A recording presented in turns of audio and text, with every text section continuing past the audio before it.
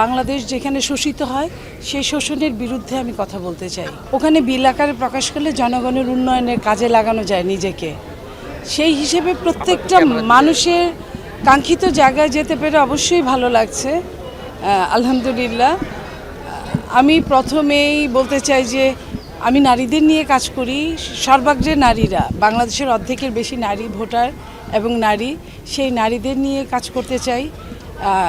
অতীতেও করেছি এবং বাংলাদেশের আমার নিজের এলাকা জামালপুরের সমস্যা সহ বাংলাদেশের বিভিন্ন জায়গায় যে অনিয়ম, দুঃশাসন, সমস্যা, সেই জায়গাগুলোকে আমি তুলে ধরতে চাই এবং জাতীয় আন্তর্জাতিক পর্যায়ে বাংলাদেশ যেখানে শোষিত হয় সেই শোষণের বিরুদ্ধে আমি কথা বলতে চাই। দেখেন, এইটা আসলে এই যে কথাটা বললেন, এটা ভীষণ কঠিন একটা কাজ, কঠিন যুদ্ধ।